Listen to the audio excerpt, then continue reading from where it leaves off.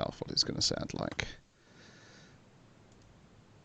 So I'm saying things now, but will I hear them when I press play on this video? Dwayne, say something. Something about what's the nearest book to me? Ooh, the centenary edition of the Complete Chronicles of Conan. I really gotta knock into this, but it's fucking daunting. One page Now a we day. are done with the roaming evermore. No more the oars, the windy harps refrain, nor crimson pennon frights the dusky shore. Blue girdle of the world, revive again, he whom thou gavest me. Excellent, that is working. That's a lot of assonance in that passage just there. It was difficult to read. So, it's time for me to say, you are listening to Let's Go, the weekly anime podcast about weekly anime from Dynamite in the Brain and Secret of the Sailor Madness. So come along and hang with the Let's Go gang. It's Dwayne. Hello. It's Niall. Yo. And it's me, Brian. And on this episode, we are covering anime that aired the week of the 13th of July 2020 to the 19th of July 2020, with the solitary exception of brand new animal episode 3, Rhino Melancholy, which is what we're going to kick off with. Because we're no Shiros this week, but Shiros will be in our future. They're in our got past. the Shiro in this to make up for it. That's you know? true. Yes. I'm not entirely bereft of Shiros for this week. We open with a bomb. Another bomb. And we get some memories of Michiru where she's remembering. Memories of a girl called Nazuna who also turned into an animal and was taken away by the authorities. But then also her memories of running away from home. This appears to be what she's dreaming about as she's... Her memories of like first changing herself and then hiding away, because obviously she saw what happened to her friends. So. Yeah. There's a nice little transition because it's begins with like Shiro. He's getting the sent off for her ID card, and he's getting like, oh, there's like hints of like here and there. Obviously, I might not. He's getting like a full playback of her past and like that, but it transitions into her dreaming about that or remembering when she's sleeping. Yeah, it suggests like he's picking up details of it, like maybe he's smelling a relation of other humans from her, because he does appear to have a fucking, as we learn later on, like a playback of smells. So, yeah. And she's woken from this by Jem crowing, as he is a rooster. And she asks, what's that building over there? And he says, well, that's the medical center and research facility. And I was like, research facility doesn't sound suspicious at all. The rest of the episode assures you that, yes, research facility. Well, that's just what she needs to research that disease that she got. Yes. But because now Shiro believes that she is a human, he's gonna lock her in a room, which is like a mirror of what her parents were trying to make her do to hide the fact that she turned into an animal. As well, it's like he's a very simplistic, logical approach to how he's going to deal with any problem, really. And as well, she kind of turns that back at him later on and uses his own logic against him to allow her to go on to tag along on the adventure. Yeah, because his logic is, I have to protect all beastmen, and if they find out that humans can turn into beastmen, humans will panic, they'll take it out on beastmen. It's going to be a whole kerfuffle. So I'm going to lock you in this closet until I fucking figure it out, or just forever. I haven't really figured it out past this point. Actually, yeah, she was locked in a closet. That's got to be a thing as well, right? Yes. Not only locked in, but then all the furniture pushed against the door as well. And oh no, the mayor's here. That's all this mess. Anyone to beat the mayor. The mayor's already aware, because she wouldn't be the mayor if she didn't know these things. And Bashir is like, he's kidnapped me and locked me away. Help me, mayor, help me. And then we end up with all three of them standing in the room together, and I realised, oh, it's the X-Men. And that is before we get to the bit later on when we learn of Shiro's amazing healing capabilities. So wait, yeah, I'm getting a pretty good idea, except for anti-using his claws, Wolverine. Professor X got it. Who's she supposed to be then? Oh, Like Jubilee, Jubilee, I assume, or one of Kitty the Pryde teenage or girls. Alma, or any one of the number of teenage girls who Wolverine is overly protective of. Particularly as we get to like the hated and feared thing, like the looking for cures thing. These are all bits of. Who says this is it's a disease? Why it's got to be something negative? Why can't this be who you are? Yeah. And also the thing of she's insisting on calling it a disease, where it seems more likely it was a purpose infection, if anything. Yes. Yeah. Well, a medical corporation, who helps to gets bankroll, helps set up this whole city where Beastmen can live in, and their medical facility getting caught up in this bombing plot, or is it a bombing plot to cover up something else? They probably seem to kind of place the kind of thing that wouldn't be averse to just trying out things on a civilian population without their knowledge, and then covering it up later, and then selling that when it turns out to be a profitable venture for them. Yeah. But the mayor, like, is it this point she says, like, she's actually like no, I think he says it. Shiro says it. She's the first Beastman who had got a medical degree, and she's actually like researching herself, and that's how she had an in with this medical crowd, and that's why they're so big in the place. And I'm just like, this is all super suspect. Yeah. The mayor would be like, oh, she came into this with the best of intentions and thought that they were going to be on side. Or maybe working with like the least bad, but at least with people she seems smarter than that, and probably is like, this is for the greater good. I did what I had to. We had to have some place where we could live in peace. I didn't know it would turn out like this. Yada yada yada. Well, they're having the initial conversation. Michiru's eavesdropping, during which she grows a rabbit ear. And when she starts shouting, she is shouting like a rooster because she grows a beak, which but a lot of these things like, oh, that's a funny visual for this little scene here, but it seems to be like, no, she can manifest things from a lot of different animals seemingly, and that's going to be a key point. So, and is it like Beastman that she's met? Because obviously she met the rabbit the last episode, and obviously she's living with a chicken man. But she hasn't met anybody with really, really long arms, though. It's a subconscious thing. And it's just like the potential is within her genetic makeup, and kind of summon it out by instinct or great need, Yeah. Turns out, well, she gets the mayor to agree that she'll go on an investigation. They're going to split up. She'll go with Kuro, the crow, and she's given a new mobile phone so that she can contact Shiro with anything that Kuro discovers. Yeah, it's like you tag along with Kuro, my partner, my actual Yes. Kuro's your superior officer in this case. I keep thinking I assume Kuro is actually just straight up a crow, rather than it's like, no, he's actually a beastman. Don't worry about it. It's like, no, I'm pretty sure that guy's a crow. I think he's just straight up a crow. Because when your one starts yelling in the closet, he's like, I've taught Kuro to imitate human voice. Yes. And I haven't kidnapped anyone, I swear, Mayor. And it turns out later that Kuro does not need this phone to contact Shiro or a go-between. He can somehow just contact Shiro anyway. It turns out there's 6 bombs around town. So they go and look for that. But meanwhile, Michiru and Kuro run across some of the bombers who were dealing with a couple of scientists from the Medi Center.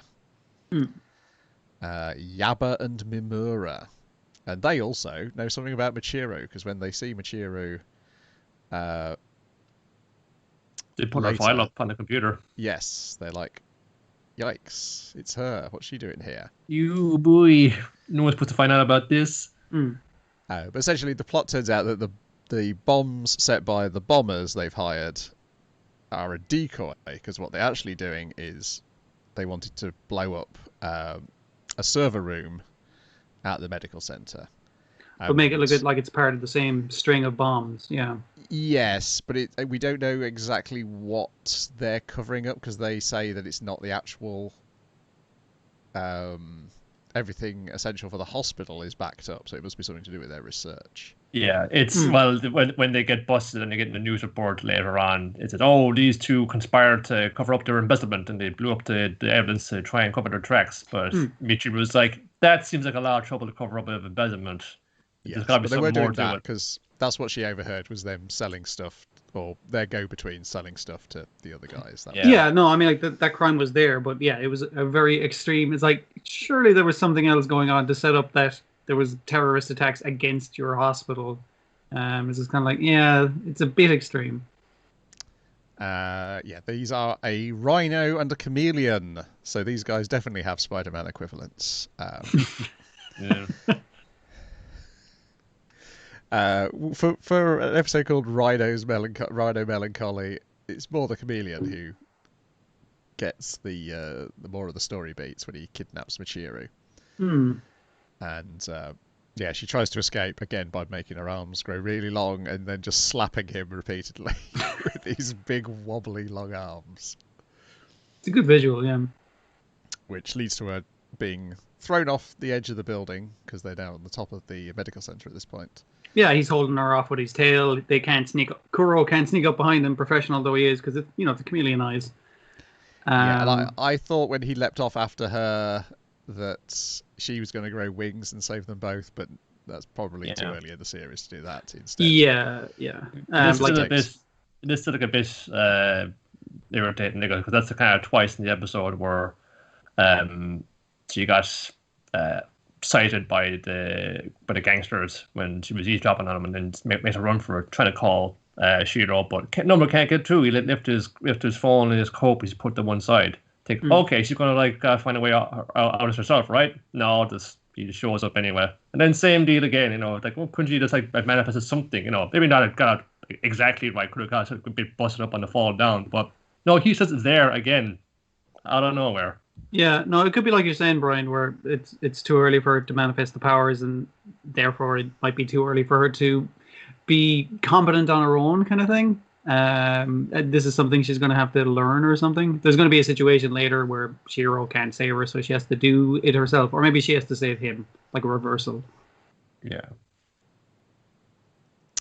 we'll say. You get the line of like, "Oh, you're alive," and it's like, "Can you get off me?" Because he basically took every hit on the way down that building. Yes. Yeah, every strut pointing out. He felt like he fell off, bumped off the top of a car on the way down as well. Every branch in the tree. And the final beat is our sinister blonde guy and one of his scientists they're gonna go to Anima City. Gonna do a little inspection. Oh, it's an anniversary. Might as well have a look around. See how field testing, probably. Yeah. So there's nothing here to link him with the crimes that the other two were doing, but he obviously had some sort of professional relationship with these two because they contacted him partway through the episode to assure him that that it wasn't the main data being destroyed. Yeah. She was there's a way of saying as well, oh, it's such a shame, wow, the server's blew up and there was no trace left. They're going to rebuild it immediately. Like, spare no expense, make sure it's all this brand new. There's nothing left of the wreckage or anything like that. I mean, like, nothing left. Yeah, there's a lot of implicit stuff. Yeah, Am I being clear to you? But that was brand new animal for another week. In general, it's not quite as dazzling as the first two episodes, but the action at the end was still pretty sweet. Yeah, it definitely feels like it's leaning into that kind of procedural thing and like getting to know the characters, which I'm fine with. It can't go as hard as it did in the first episode, so it's going to just build it slowly. That's good. I guess it's got to put a few more seeds down for stuff to come up later. Sure. Okay, but that's how to deal with it. This is a kind of transitional thing to set up a couple of plot points down the line. You just got to deal with it for this week. Then we've got Extra Olympia Kyklos, Episode 8, Endless Summer, which is essentially a one-gag episode, but it's a great gag. Because Pretty good, yeah. they tell it excellent. They speed it up each time, which I always love when you do a repeated gag. Just make it faster and faster. Well, that and they've gotten across, like, I guess the couple of the extra gags added on top is the mayor knows that he time travels, or at least travels to Yes. Tokyopolis by poking him into that pot. Get in there, come good. on. Go back there. Hurry I'll up, give back we some more We ideas. need a for our solution to games. this problem. The problem Time they've travel. got are there's a guy who's got really great muscles, but he's a useless athlete, and he looks an awful lot like a young Arnold Schwarzenegger. Yeah, very much so, yeah. That's got to be on purpose. Yes. Like the same I fucking lost a haircut. fight Like. with a small child the other day. Also, and there's also two musicians who just aren't interested in doing anything athletic. One of which is our friend who sings the ending theme each week. So can you find something they do? And also it has to be something which the normal Olympics don't do. So get in that pot and travel forward in time to Tokyo. So he does. And he learns about a singing competition, like the one you took part in last episode. It's like you already had you should have had this idea last episode. And bodybuilding contests. Where it's just judging the aesthetic beauty of a body, which is perfect for that guy because he got beat up by a child. Also, whoever's voicing the child is now either in the back in the studio or has been given a better microphone. Or they got their order of a better mic. Yeah. So yeah, he goes back and forward in time, and then the mayor says, these events already exist in the normal Olympics. And then that's the joke for the rest of the episode until the end when he's like, well, those two things don't currently exist, but I'm pretty sure they will exist 100 years from now. And they stop being events, they just become like Greek inventions. Inventions, yeah. Like, because he's just saying like gears, and it's like, yeah, we have those. Yeah. How about like, it's a cart that moves along metal railings, and it's like, yeah, we have that. Fucking. We have that in the Outcoast about 700 BC, which I then looked up, and there was actually that actually a real thing, because I presume this is obviously a well-researched comic. They would be getting their facts straight. And what, the doorknob? We have that. We have like the latch and key door handle. I mean, it's not an Olympic event, but it seems pretty cool. It's like, yeah, we have those. Ancient Greece, we have a lot of this shit. This far future world's behind the times. What's up with that? It's wonderful because it's a nice reminder of having this character who's been future shocked for the previous 7 episodes to remind you, yeah, Greek civilization was pretty far ahead, and a lot of things we take for granted and might think that are modern inventions have been around and then lost and then discovered again. Yeah. It's as well like not every innovation or thing associated with quote unquote civilization originated from I guess from our point of view from Western Europe or mainland Europe or anything like that. It wasn't just like, oh, we exported all of these like advanced things to other countries. No, those other countries probably had like more advanced things like plumbing and gunpowder and things long before like modern like Europeans did or anything like that. Yeah, it's again, this is like a well-researched comic. It's like just reminding us of these things. Like our ignorance is not an excuse for these kind of things, and also we can make for a great joke. Yes. Isn't all dry archaeological facts? I believe next week is a very special episode of Extra Olympia Kyklos, where I think its tone changes a bit next week.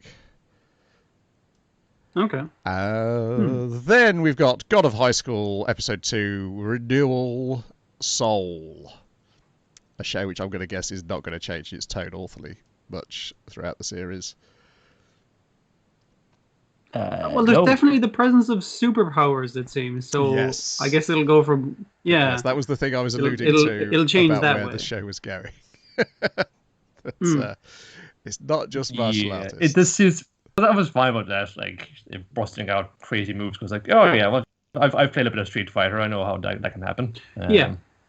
Other people, what of kind of reactions seem to be from? Oh man, didn't know it's going to be fun, dumb shit like superpowers in here. What? This is class. What are you talking about? Yeah, I think the concept is that there's a bunch of superpowers except the main character, who has to fight them without having superpowers.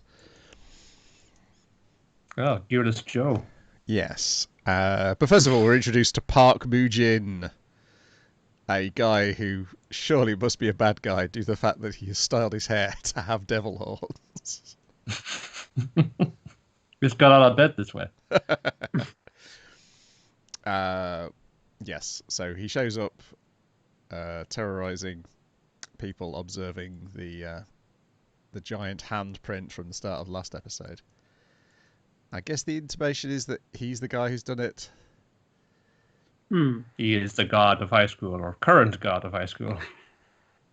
Then the first half of the episode, our hero manages to lose the girl's sword in the river. Also, she's annoyed that the other two are walking back home with her, and they're like, but our houses are in this direction as well. I think it's kind of like she's annoyed at him initially as well, because it's like, oh, I can't believe you fucking like took my sword off you. It's like, I was trying to give it back, and he has, while they were talking, taken the sword off her back just to have a look at it. It's like, wow, cool sword. And her slapping him put it into the river, so she has to go look for it. Sans glasses, which can't be easy. Like her complete like attitude was just like, hey, stop fucking around with that. Oh, and then once he drops it, it's just like, oh, get the fuck out of here. Just get the fuck out of here. And then it's just, this is like that keepsake, presumably, of her father, and doesn't want anybody messing around with it, or indeed losing it in the water. But she gets that little background thing where it's like, hey, her dad asked her to carry on the, what was it, Crescent Moon style or something like that? The Moonlight Sword, yeah. Moonlight style, okay. Yeah, so their motivations we get all here as well. So the main guy is to fight strong people. And hers is to restore her family's martial arts school. And your other guy's is to get money, presumably to help a relative who's in hospital. Yeah, the way he makes it sound is like, oh, just get money. It's like, it seems like it's more complicated, buddy, but yeah. Like he's thinking as well, these nanomachines, they can like heal up her injuries in no time at all. I wonder if that'll work on other people. Yes. Yeah, and then they all come back and help her find the sword at night. Yeah. But Han they're increasingly helpful. He just comes by. Well, Jin just comes in because, I'm just going to poke around. It's my fault. I'll help you. Well, he brought a torch as well. That was smart. Well, it's using a mobile phone this in your top pocket with the light turned on. I thought he brought specifically a torch. My mistake. Yeah, but no. Han comes by with I borrowed these like a lighting rig from work. Big dummies. And he was like, "Oh, you guys are always nosing in other people's business." No, but in a good way. I don't know why Dwayne's thing in the stream keeps exploding, but he's all over my face again. Let's make action packed. I wonder if your cameras just keeps on changing resolutions. That could be it. Oh, but we'll deal with that some other time. This is just an experiment. Sure. Righty-ho. What we got next? We've got the second half of the episode where it gets to fight. Oh, where the tournament brackets. Yeah. Yeah. And weed out all the scrubs. Yes. The bulk of it is a guy fighting your delinquent fella, and we get some of his background where he's mad that he doesn't have superpowers. Yeah. What is there as well? There is the dude who practices Tai Chi. What was Tai Chi? That was it. Yeah. Seems like he's at the very upright and honourable one. So when the convict was trying to have a go at Jin, and Jin's like going first. You actually see the eye mask in use. He takes a nap. He is up for a nap whenever. Yeah. Yeah, he's just biting it off. He starts one trying to fucking have a go at the Tai Chi guy and have a little kind of squaring off. Then the guy goes in for a kick and blows the dude's hair back. But luckily Jin was there to stop him falling over. Very casually just had his hand on the back. Like, hey man, do you want to start throwing fists to keep it safer for the ring, huh? I thought when your man was being like, oh, thank you for that, helping me out in that situation. I do want to save face. I thought they were going to end up fighting or something like that, but I guess the fighting brackets are already written out because the convict guy did know he was going to fight the Tai Chi guy, I guess. Just wanted to intimidate him pre-bout. I did like the amount of scrubs you see against, like, here's the characters that look like they have a design, and here's what were some of the fucking names? There was a guy called the Beast or something like that, and I was like, you don't look like the Beast. I think you're gonna get knocked out in a montage, and he did. So yeah, you can see them all like going up again. You see like other dudes take out or main chiefs that take out their phone points pretty easily. We have like the wrestling lady that's knocking the guy down. We just going out. But of course, the Tai Chi dude and the convict have to like go off because you gotta settle this little thing between us. It just happened to be paired up in that bracket, and Tai Chi dude is like, "Oh, I'm definitely going to like win this. I don't want to lose to like a martial artist who like just fights for the sake of fighting. You know, they don't have the right spirit, don't have the right attitude for it. I'm not going to lose somebody like that." So what happens when he comes in? He definitely loses someone like that because he's fighting him. He hasn't even taken his hands out of his restraints. Yeah, your man warned him before and saying it's like you better not hold back the use of your arms, otherwise I'll win. And it's kind of like, well, I guess that was true. Yeah, when he takes his arms out, he's more badass. I think your man was saying he had some kind of like northern Taekwondo style, and I was wondering, was that like ITF or something? I'm not sure. It's some kind of forbidden art. Seems to be like a sinister one-eyed trainer going around like trying to find like possible new disciples of this fighting style. Right. This dude seemed to have picked up some things, but he wasn't like their right fit for it. He didn't get to go all the way, but he still knows enough to summon up like a very sinister aura and start like throwing like dark fireballs with his feet. The Dark Hado. It's more than the Dark Hado, exactly. That's what I'm thinking exactly. Yes, it is Northern ITF Taekwondo.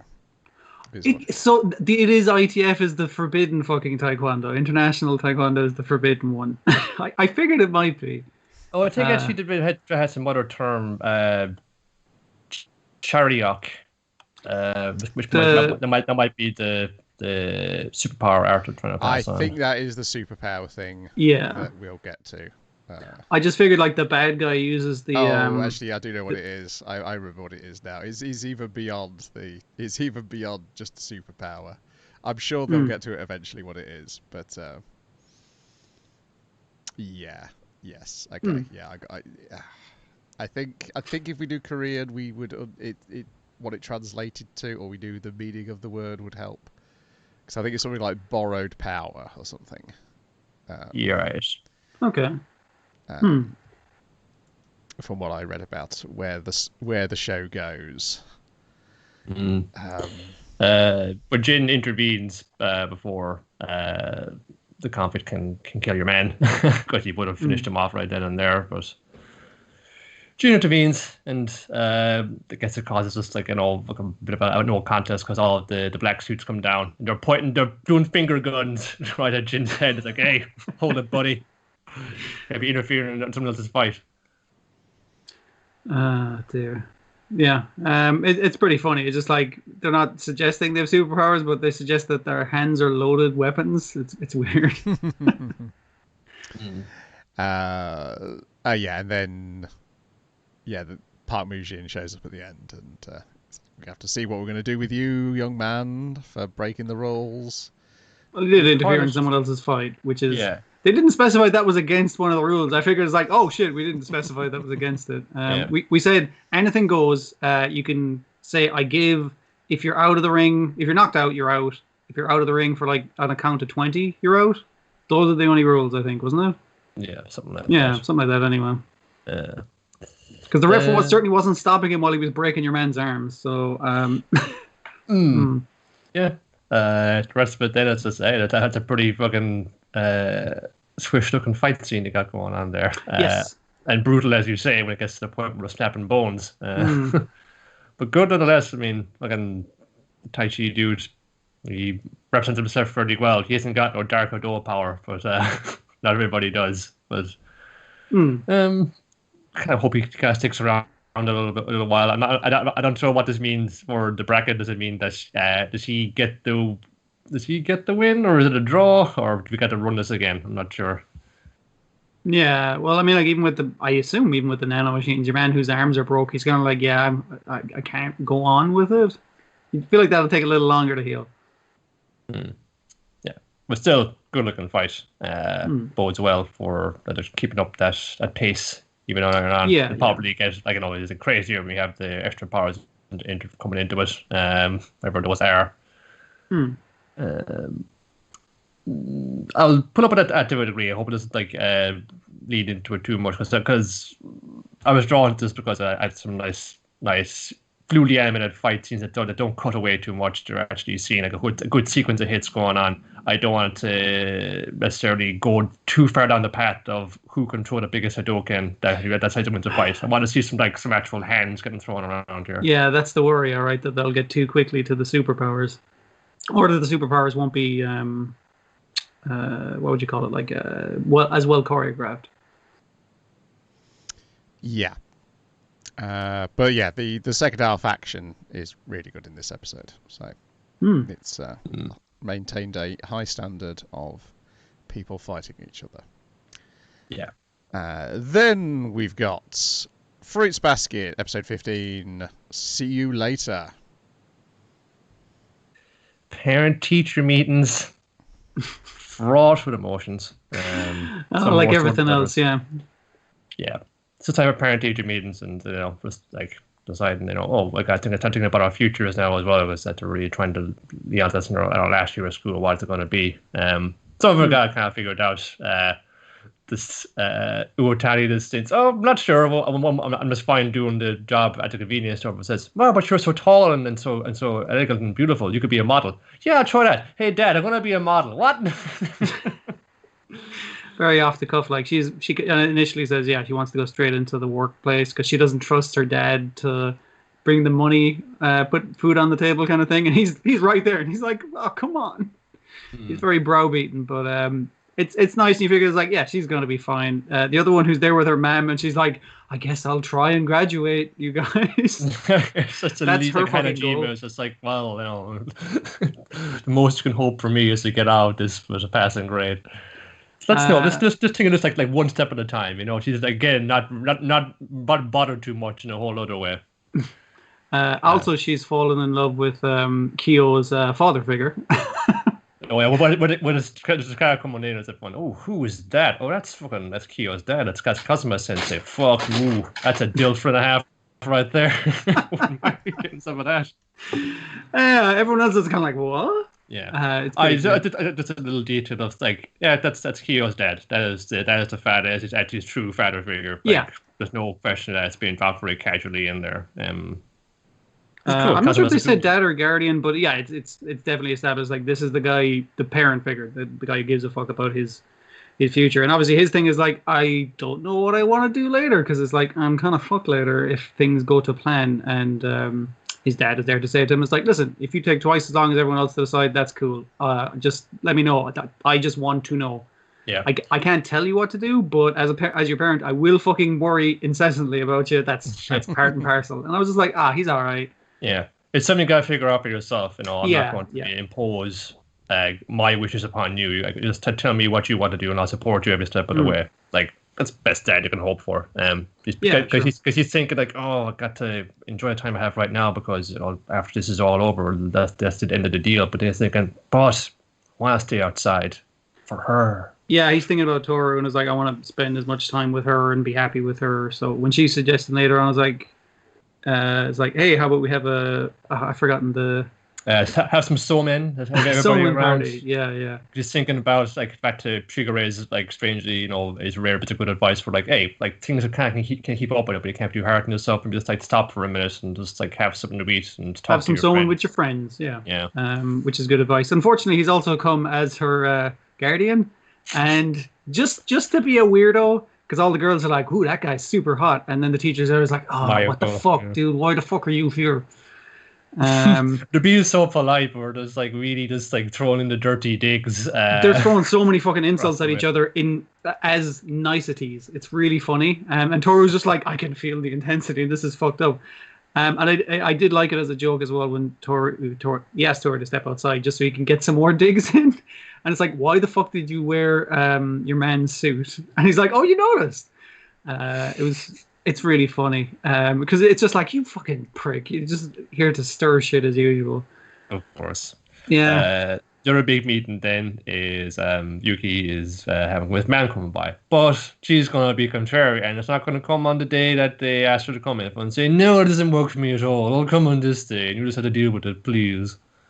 Yeah, it's initially like he's like, could you not just fucking come in with everyone else? And I'm like, all right. So they have the meeting in a different room because obviously the school isn't probably closed for parent-teacher meetings, that kind of thing.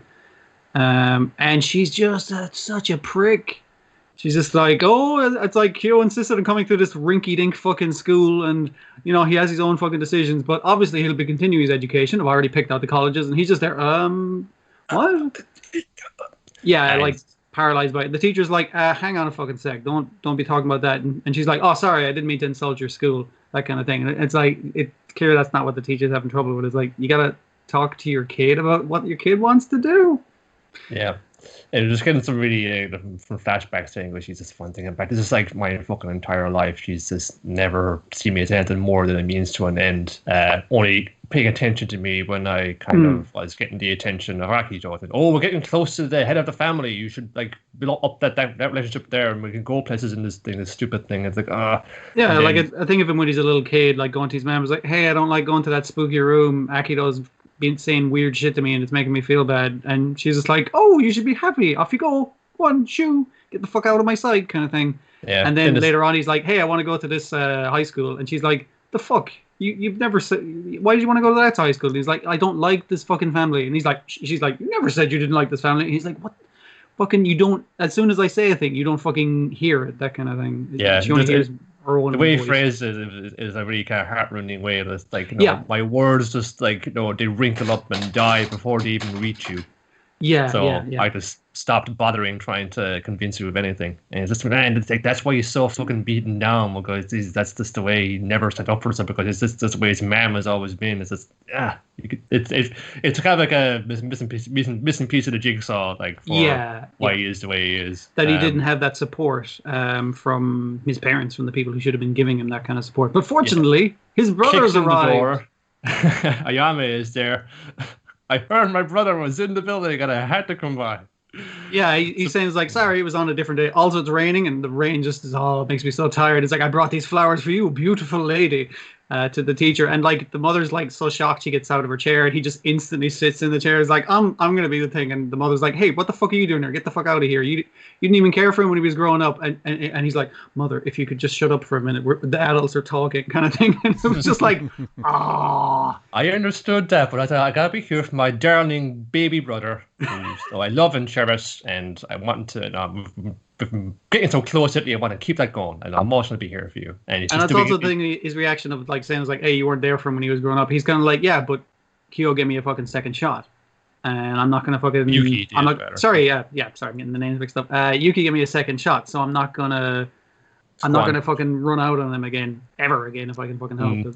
And Yuki's going, fucking...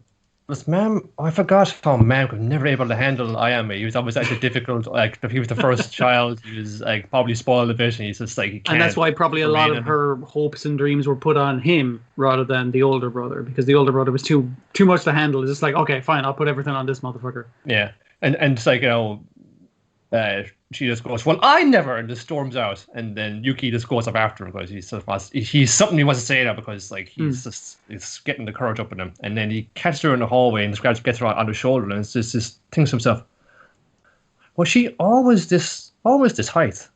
Yeah, was she always this small, always this thin? He's kind of like realizing, I'm taller than her and I can grab her by the shoulder. He's not like doing it forcefully or anything. It's just like the growth of it. You're getting to the age when you can think, oh, I'm taller than you now, Dad.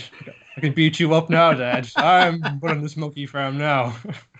My dad made a bet with me. He'd give me like $100 if I grew taller than him. He very soon said, no, I fucking didn't. I was just like, you motherfucker. Start shrinking then. Get the hunching. Yeah. He says, ma'am, I'm going to go to college, but I'm going to go to college I want to go to, and I'm staying here in this school, and I'm going to like decide things for myself. I'm my own man now. You don't run my life anymore.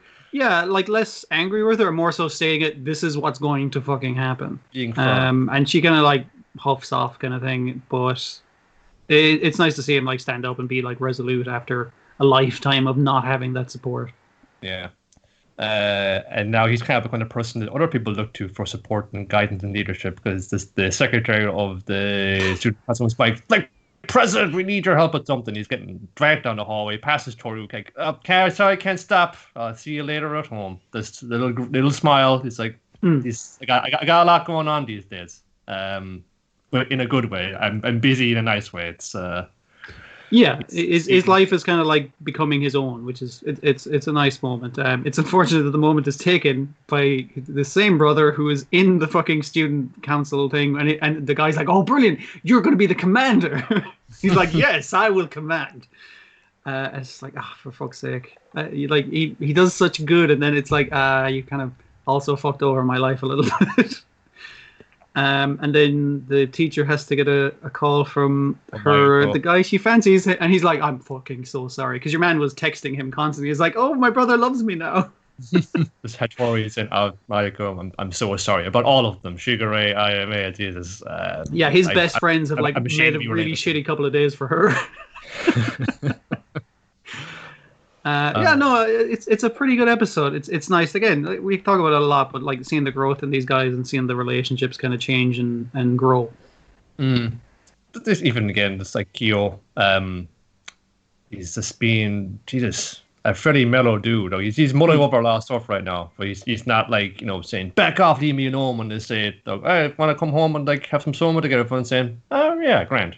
He's not he smiles and is like, that actually sounds lovely. That sounds like the kind of thing I want to live for. He's not trying to push him away. He's not pushing him away from himself. He's like, no, people actually enjoy me for me for who I am, and when they want to include me, I'm going to take them up that offer, that opportunity, and embrace it. Like actually take the opportunity to live his life, as opposed to before where he and he's still kind of dreading is like, I may be living in a fucking cage for the rest of my natural life, but at least for now, he realizes I can live my life for me, and obviously that'll give him an indication to not live his life in a cage. Yeah, it's coming around that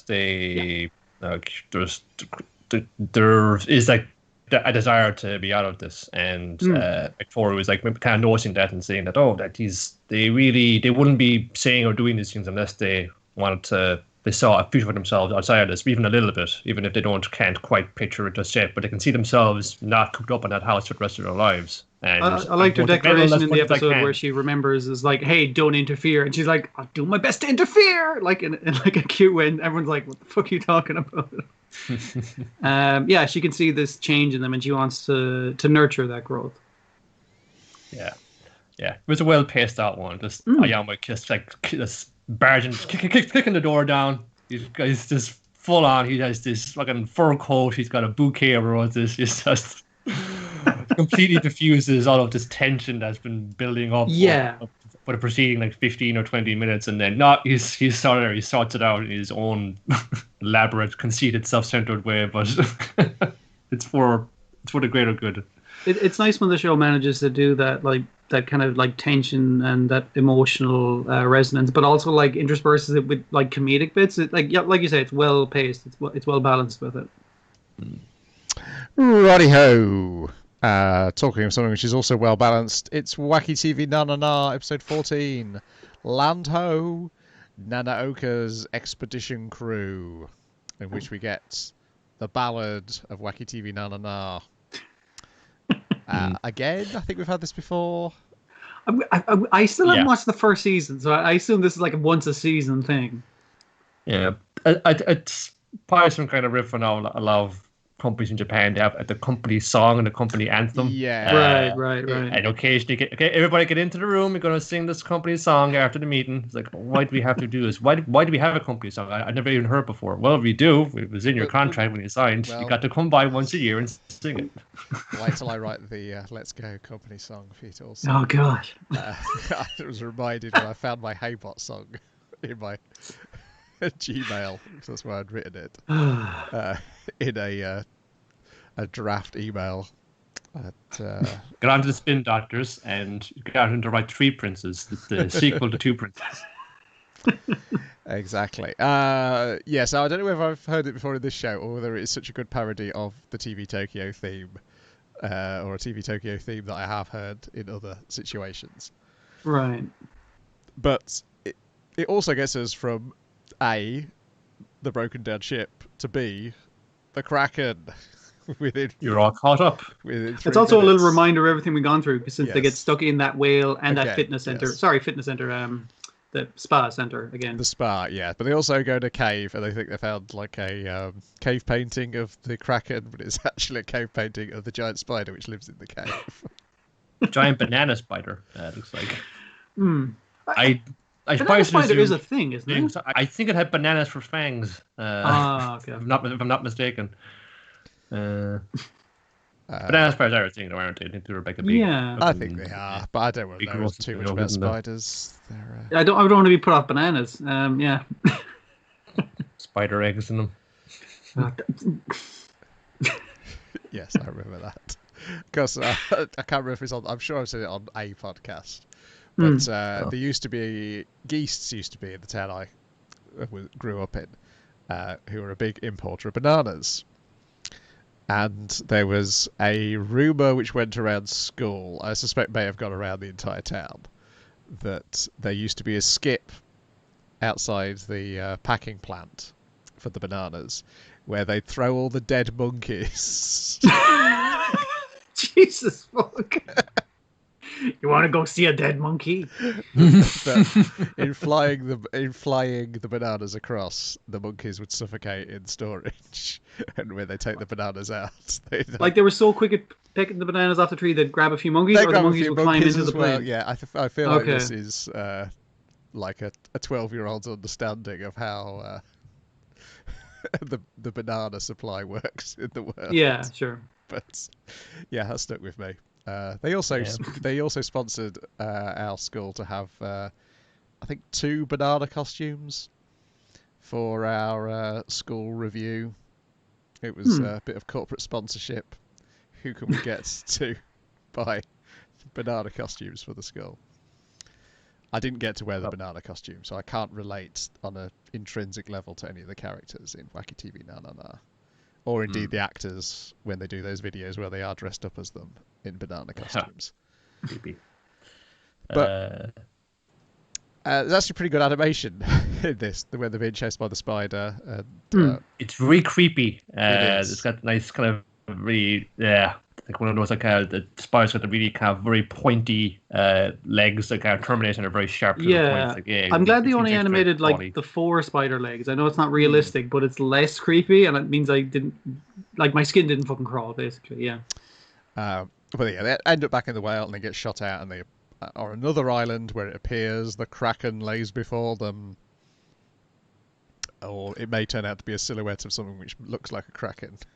I wonder if there'll be giant wrestling. Good chance.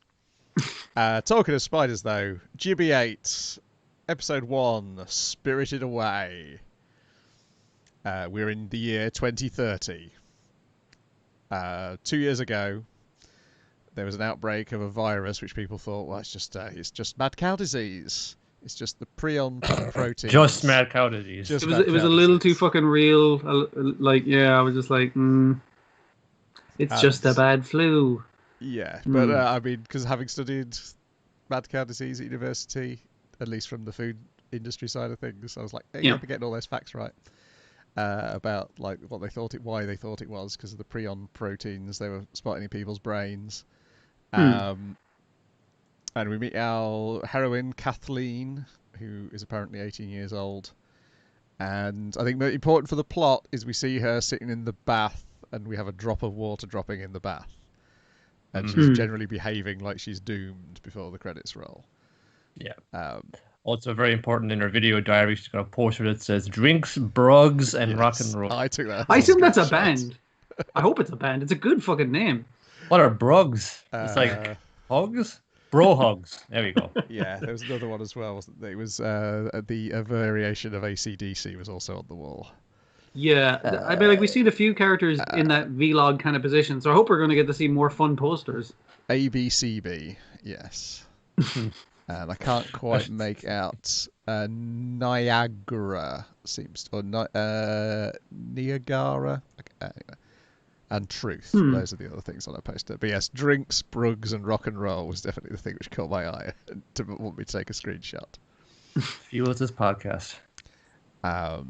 Then, yes, his explanation of what's happened. It turns out that there's the virus turned out to be much worse than they thought, and it was turning people into monsters.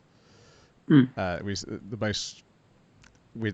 There's like seeing a plane coming in, and then the helicopter is looking outside, and oh no, the plane's full of monsters, like a chameleon but with spiders' legs. And like 8 eyes or something. Yeah, and then bang, flashback to 1600 AD, where a samurai is being exiled in order to escape the wrath of Tokugawa. He's taking the heat for his lord, and the lord's like, "Don't worry, I'll bring you back when the heat dies down." And I was just like, "Oh, dude." And there's another guy on the boat. He's like, "What are you being exiled for?" Yeah. We got like Sensui Kanzaki, the samurai. He's been been sent away by his lord because they're on the kind of the losing side, the wrong side of the battle of Sekigahara. She just wants to think, oh no, we were always in with Tokugawa, so they got to send you away until the heat dies down. Basically he takes the rap for starting a fight that they shouldn't have because they lost to guys they won to guys they shouldn't have, basically. Yeah. And Kenroku Sanada is the ninja, and he had it all going well. He had like a nice deal with like a house and a wife, but he killed an even magistrate. Justified, but he was caught and he took the exile over the execution. Yeah, because you can come back from exile. They're in a boat. The boatman doesn't seem to make it, by the way. I did notice that. I was like, what happened to the rowboat guy? He got sent to 1964 Tokyo Olympics. And then to ancient Greece, sure. Yeah, the boat goes over, the credits play, and they wake up in 2030. And the credits. People are so accepting of that. It's so weird to me. And I get the world is all topsy-turvy and weird with a super virus, but I'm like, but this is time travel. Like, well, if you got a virus to turn people into monsters, I suppose time-traveling samurais and ninjas probably could happen as well. So, hey, whatever. Or it's possible that it's already happened because... See, that's the suggestion I was thinking, yeah. There's going to be more of them, yeah. Yes, there's a guy in the opening who I want to see. I'm definitely hanging around till he shows up. Is it the big tattooed guy? The huge big club. Yeah. That's a very loving pan down his massive brutal looking club and the glint of it, that's going to smash some monster heads in. I want to see that. So it seems to be like our heroes will be these two, Kathleen, the professor, and a lady with tonfas, and a giant monk with a massive club. But Brian won't make it, will he? Brian the Marine. I know, yes, we're going to meet Brian. My favourite line in this after Kathleen helps these two when they're being attacked by a CGI monster. That's the worst thing about this virus. It turns you into CGI. That's unfortunate. It is. It's the one downside of this show, because otherwise it's right in my wheelhouse in that it looks like a 90s adaptation of a non-existent 80s manga. Yeah. The monsters are kind of... the designs are fine. It's just I wouldn't mind seeing that design animated, of that weird tusked gorilla thing that guy turned into. I was like, thought it looked could more be like cool. Stitch from Lilo and Stitch. Like a big muscly one. I could see that. Yeah. Like it was the face. It was just and it has the spikes on the back as well. So yeah. I mean, when they find that dude in the street and he's morphing into this thing, it looks pretty good. Then I thought, okay, maybe this would be like the first one they meet, and probably could be a full-on animated thing. No, just like it's the process. You're fully animated, but then you get up to the CG. That's the terminal stage of the virus. A terminal stage of my interest. Yeah. Yeah, our ninja friend is fine because he can use his ninja skills, but he's like, samurai, you haven't got your sword with you. You're a bit trouble. I do like and also the ninja's like totally psyched when they get in the car. He's like, wow, this wagon's super fast. Whereas our samurai is like, by the way, is this the afterlife? I think. Yeah, that, your No, one's it's giving not. him like an energy bar, and he's like, "Oh, brilliant, thanks." He's just like, "I'm up for whatever. This is fine." The old fella driving the car is very excited to see this. Wow, so cool! Time traveling ninja and a samurai. Like you see a samurai? Yeah, I am a samurai, but now I haven't got a sword. You haven't got a sword? Well, I'll go. We'll be going right by my house. I'm gonna stop right here and go get that sword up for you. It's gonna be awesome. You keep on driving. I'll come back and get it. He's just really Ah, excited. don't do it, old man. No, that'll yeah, get you killed. I was going to say Really excited to go get. he's going to get stung, turn into a monster. He's going to have to kill him with those swords. I bet. Yeah, Oh, yeah, kill him with his own sword. Hmm. Yeah, and we meet Brian. I was like, whoa. Yeah. I was like, hope he's not going to be every episode. Otherwise, I'm going to keep on thinking that someone's talking to me. Yeah, Brian seems perfectly accepting that these are time travelers. Adam, though, is less accepting. I mean, like, he could be of the thing is like, oh yeah, you're a samurai. Yeah, sure. Because as your one explains later, when her mom is very accepting of samurais and shit, is like, my mom went crazy from all the monsters, and maybe the other guy's like, oh, a couple of loons. Yeah, sure, whatever. And I like this. The samurai's issue is that he's like, oh, it's 430 years later, and I did all that fighting, and it didn't make the world any better. But then he kind of figures out that, oh, no, it was a bit better before this happened. It was. She said like that we had at least 80 years without war, Yeah, which for the time he comes from, I was like, well, it was a pretty good fucking run. It's just like, what's the point of fighting for your lord, for your daimyo, for the liberty of the country? If everyone's going to turn to monsters at the end of it, what's the point? Yeah. Oh yeah, I thought it was a nice touch. I like how everyone just accepts the craziness.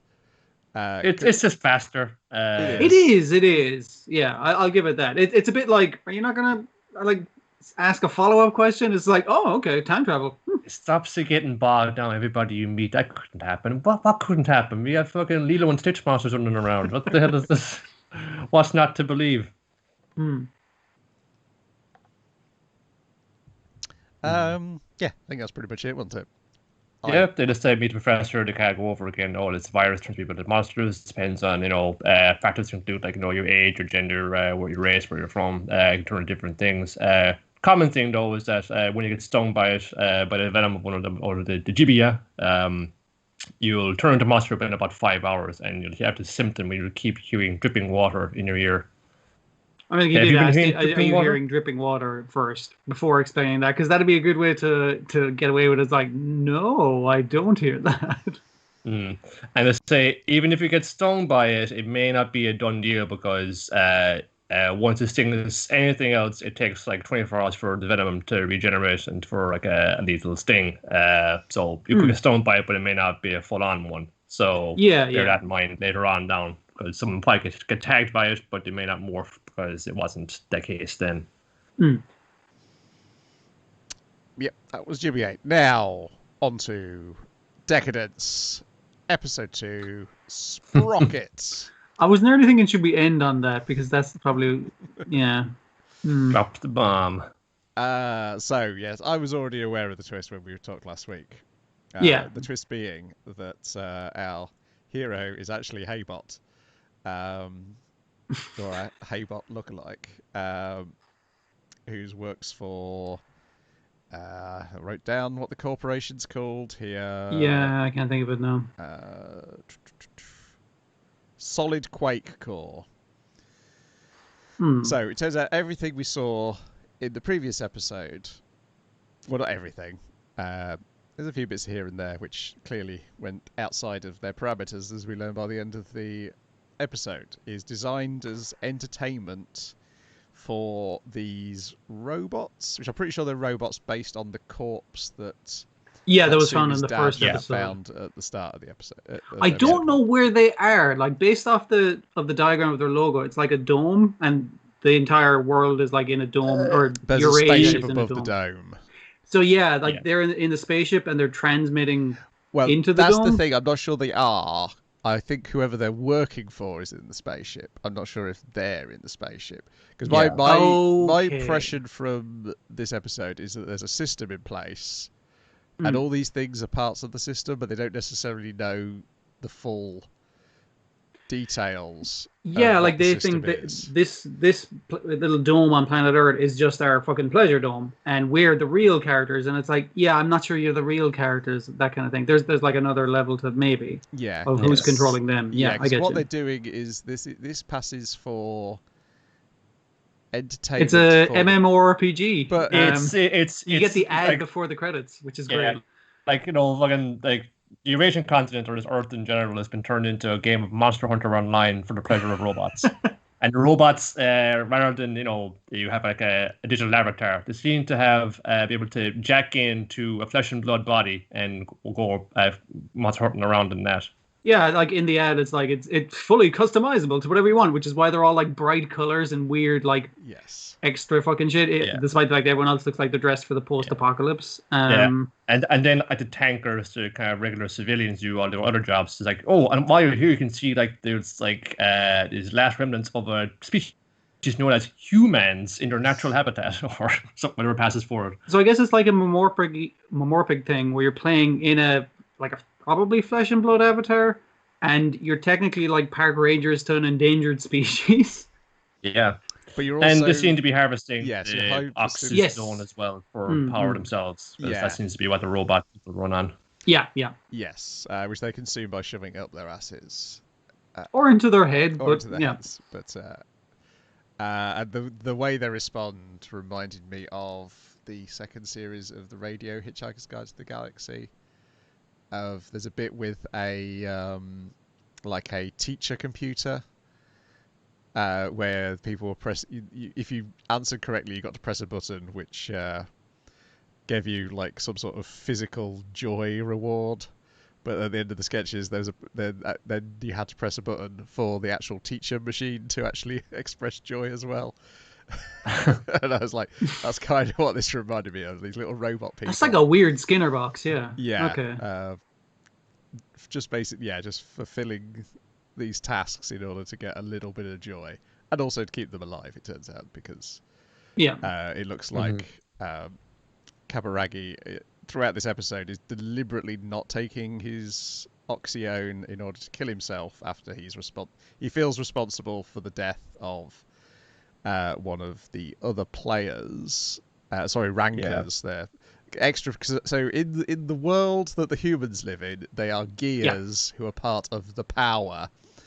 In the world they live in, there's players and rankers, and the rankers are the people who've escaped, who've done well enough to actually appear on the charts, and then they get special living quarters and extra provisions.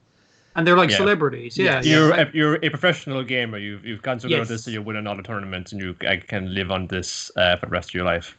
And Kaburagi was one of these in a previous life, as we see for most of the episode. It's a flashback, and he's with Donatello. I can't remember the other one, and this new guy, Mike. Turkey. That's it. Yeah, I think you're right. Yeah. And Mikey, there's talk of these limiter release methods where you can score more points just by enduring a little bit more pain. Yeah, so they're on the bus to a battle in their avatars. And he's like, "Hey, tell me about these things." And they're kind of like, you don't want that, kid. It's fucking that's what cheaters use and shit. But the idea is that if you lost an arm in the game, it'd be just your avatar losing an arm. It's like, it'll hurt, but whatever. But in this, it's like, it'd feel like you actually fucking lost an arm. But because of that, it's more responsive. Yeah. We also learn that they're all property of the system and the company. And then Mikey discovers that Kaburagi does know how to release the limiter. But this is while he's been kind of watching Mikey like scroll up in the leaderboard, still not surpass him. He's still in the top 5, but he's seeing the comments on his thing. Was like, he's very boring. Kaburagi's on the way down. It's like, he's whatever. Mikey's the new guy, and he's like, Yes, never more than 20%. And so you initially have like a little bit of doubt when Mikey dies doesn't die, but gets caught using it. That you think, was he setting him up? But no, he's like consumed by guilt. When they're pulled in by Hugin and Mugen.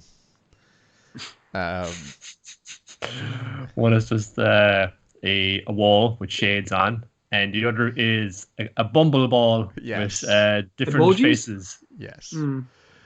And who can explain that the world must be free of bugs?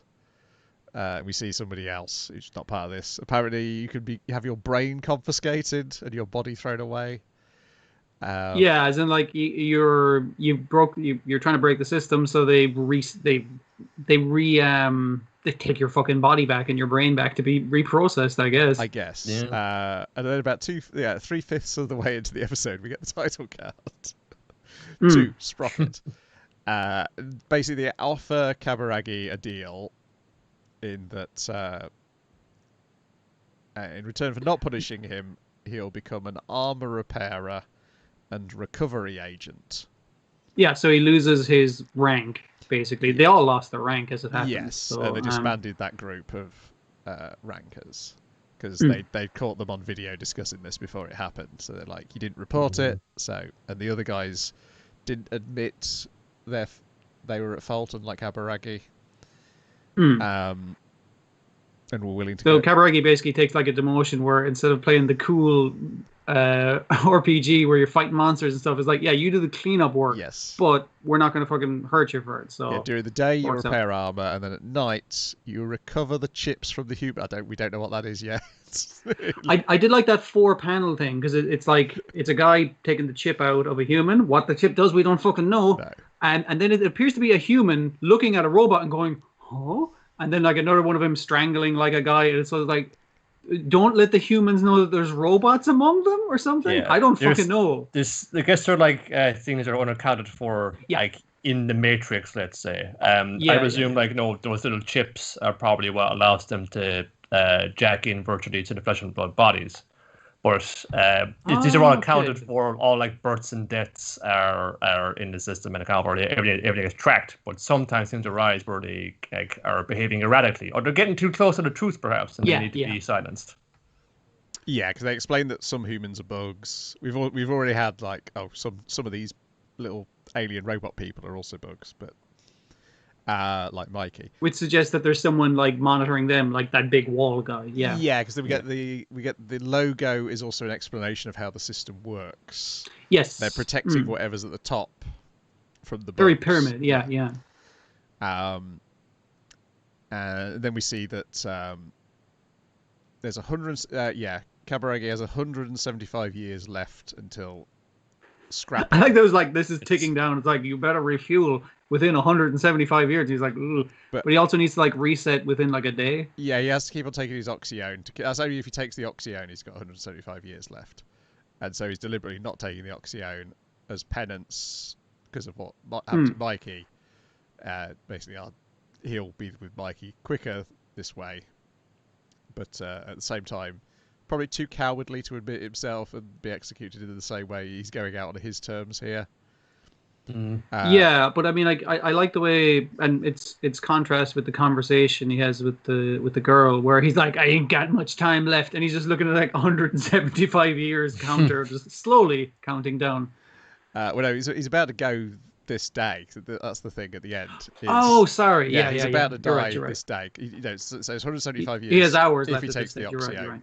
He's about to shut down today. It's only at the end when he realizes that she's completely out of the system that gives him. There's some thing where it's like, oh, she died. So it's like, so you're not gonna make me chip her?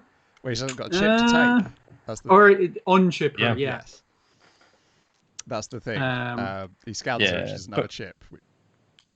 I mean, but it depends. Well, she catches him in the act in the middle of a retrieval, and she just thinks, "Oh, can we doing that?" And thinks, "Oh God, I'm take her out right now. Can we go around fucking robbing people and mugging them?" It's like, "Oh, you think that's what I'm doing?" Okay. And also, he's like, we see his heads-up display, like in the inside. He's waiting for it to show up as like chipper, and he's like, "Oh, you're not coming up." So he's like, "What a fucking bizarre scenario I find myself in." Tries to do a search on her, and you can only find her in the dead category. So he's like, "See, you can't be caught by the system." Well, Beals makes her a bug. Definitely makes her a bug. Yeah. But yes, he's going to give a bug a chance to live. to see what it'll do, by basically. training her up at what she wants to do. Because hey, it doesn't matter if she dies because she was supposed to have died already. Yeah, he would have had to eliminate her other than that. So I was like, let's see what fucking happens. Because before, stopping her from rejoining the power was maintaining the system. See, I was wondering if she applied to be in the power, but her name isn't on the fucking system, and that's why she hasn't got a negative or positive response. Yes. Yeah. Like a clerical error, basically. Mm. Also like before all this though, he's like explaining how Fennel works correctly as a human being by being scared and hiding. He's taken all indoor work since that fucking crazy incident. But yeah, so and then at the end he reboots. So is that so that he doesn't know anymore after he started training her? Or is it just to stop himself from dying? I don't know. We'll find out next I think it's like a computer where you need to turn it off and on again after like a day of use or something like that. Because it's like, it's just it stores too much thing. I'm not entirely sure, but I guess we'll find out what exactly rebooting means. I read it more as just from the tone of it's like I got nothing left to fucking go from here. If I die right now, I die right now. But they said, she's really not gonna let up on this, and also her activities can't be logged or tracked with this because she doesn't exist. Yeah, I think I might stick around for a while and see what I can get out of this, because I fucking hate the system too, and I want to get free of it. Maybe she's going to be my way to do it. Yeah. And interestingly, there was this like co-team between like robots, machines, and then they're dragging into real life people, and then it's the real life people who don't have any idea what's going on. But Natsume is both, because she's a cyborg. She has a I suppose that's true. Robot arm. She's kind of like we get like the bridge between the two of them. I'm wondering if like she was chipped differently, and it's something simple like she had the chip in her arm was chopped off, is dead. Yeah, could be as simple Generally, as that. people don't come back from a fight with one of those creatures if they come back at all. Like, because we see at the end of the fight, like they're burying their dead. It's just like, when you're dead, you're dead. But given that they died when they discovered a dead body of one of these robot people, makes me wonder whether the beasts are part of the system too. Yes, like keep the population down. But the robots don't know that either. That it's a self-feeding system. Yeah. As well, like the Gadolls are also livestock because they harvest them for their juices, which they then use to power them their own bodies. Yes. It's this self-regulating thing, which is kind of dressed up as being, this soulless story. We've had this thing that this scenario, this world dreamt up, and it will make the humans more easy to go along with, because as far as they know, there's something else out there. There's a wasteland full of monsters. They're all just cooped up inside here in this moving fortress. They believe. From the human level, it's just survival, and we need their blood to live, and also we need to kill them so they don't kill us. But from the robot level, it's like it's entertainment. Oh, this is fun! What a fun fantasy scenario you've made here for us to entertain ourselves with. But they also seem to depend on the fuel, so it's an interesting one. It is. It gets more messed up when you kind of think of the aftermath of the battle we see, like at the start, and they're burying people, and for like hey, this is all like a game to the ones like watching or playing it, but those are like real friends that are getting buried. There are people are weeping over the loss. Oh fucking no! How can they kill Bobby? Bobby, how can I be dead? Or just like breaking down because they're actual real life people. They're not fucking digital avatars or NPCs. Yeah, because you have the robot asking another robot at the start. Is like, so what's the deal if you die? It's like, well, it's a real physical body that you're in. So when the body dies, you got to start from scratch. And he's like, whoa, that's fucking hardcore. I don't know if I'd be into that. Ooh, that's a bit too Dark Souls for me, brother. Permadeath, man. They fire them in the exact same way. Yeah, looking at the website, there's one of the robot people I really want to meet because he's got a really super cartoony design. But I don't think we've seen him yet. Yeah, the last week when I went to the website to get the names, and all of a sudden... And it got ruined / improved. All of a sudden I was like, why does Kaburagi look like that? Because they switched all the character designs to their robot forms. Any character who was actually a robot, they were suddenly showing us their robot form as the first. And now there's a button to switch between the two of them. Okay. So, like, obviously you found out that way, but what did you and Niall? What did you think of the reveal of it? I'm kind of curious. I was just intrigued by the idea because it sounds like something you've heard before, like Yeah, surviving in a this world you know is post-apocalypse. red. Actually, we've been like taken over, or we've been like been subservient to machines for God knows how long now. It's a matrix, yeah. And also, and the same deal, we depend on the system to like provide for our energy needs as well. But no one must know about it. But I just caught the angle of like, yeah, this is Monster Hunter Online, but rather than like you being a living thing that's jacking into like a digital or mechanical or artificial thing, it's the other way around. Robots are taking it into living people and playing the game that way, which makes it all the more harrowing. It's that little turnaround really opens up the story to a lot of like intriguing possibilities and questions you can ask yourself about it. Yeah, I think I was initially like looking at it from definitely some people's point of view, where I was kind of like annoyed, and I was like, "What? That's what it's going to be about." But then, as I kind of thought about it, it got more interesting. Where you have the level of the humans who are just barely trying to survive, and obviously she wants to the kid who wants to fight because like that's the thing her dad was into, and it's something she truly believes in, and she's out and out saying it is like, "I want to kind of break the system and." Find some other way of living rather than the way we're doing right now, which is not great. And the robot's point of view is very like, this is all entertainment for us. And from Kabaragi's point of view, he's like, he'd given up on it. And it's not like, I see you're really a person. It's more so, let's see how I can fuck with this thing. Because he basically had nothing left to live for, but this hasn't given him, like, he's like, I like you as a person, little girl. It's more so, she still doesn't mean much to him. Like you say, like she can die as like, well, she would have been killed anyway had she been on the system. But it's a really like a very different 2-point view of looking at the same story from like very different perspectives from the character's point of view. Yeah, I gotta admire the way they flipped the visual style and tone over straight up for the majority of the episode. This kind of seeing the two visual styles that are going on side by side here. One was like, you know, the cool prospect of the wasteland. Here's like the very plasticky, cartoony looking, masculine character looking robot visual virtual world. And it's very much sort of like a Neopets or like a fucking Hello Kitty type style, where they're all like, they're very cartoony, very flat, but even though they're obviously 3-dimensional objects, but like there's no lighting or anything in their world. Yeah, but both like worlds, both like both of these like sides of it, they're all feel very fully realized and fully developed. It doesn't seem like they haven't taken any shortcuts in it, and there is like between their robot form and then the form they have, it is this nice little, it's like cool little like things you can pick out who they are, even whatever way you see them. This doesn't feel like anything lazy about it. They've actually really fucking like went all the way on both ends of it.